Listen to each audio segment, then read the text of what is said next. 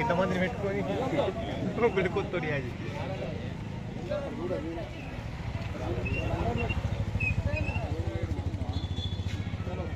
కొనసాగిద్దాం చాకల ఐలమ్మ గారి ఆశయాలను,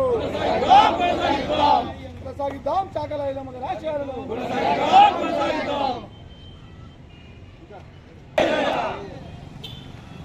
జోహార్ జోహార్ జోహార్ జోహార్.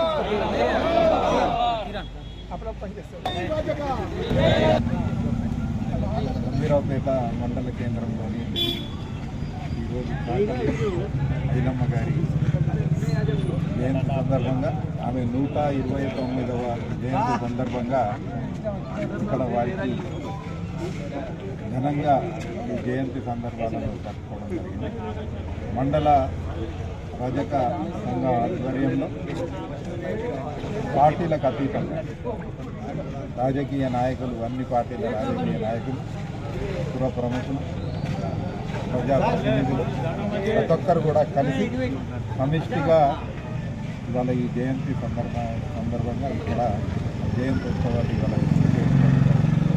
ఘనంగా వారికి ఈ కార్యక్రమంలో నివాళులు అర్పించడం జరుగుతుంది. తెలంగాణ రాష్ట్ర సాధనలో ఈ మహనీయురాలు చేసిన ఆనాటి పోరాట పటిమ, ఆ స్ఫూర్తిని ఉద్యమంలో ఒక భాగంగా తీసుకొని రాష్ట్ర సాధనకు ఆమె దోహదపడిన విషయం, ఇవాళ ఆమె స్ఫూర్తి దోహదపడిన విషయం మన అందరికీ తెలిసింది. అంతకుముందు రజాకర్లతో, పెత్తందారులతో పోరాడిన సంఘటనలు ఈ ఉద్యమంలో మాత్రమే మనకు బయటకు తప్ప అంతకుముందు ఆమె పెత్తందారులను ఎదిరించి పోరాడిన విషయం కూడా అంతకుముందు ఎవరికి కూడా బయటపెట్టలేదు.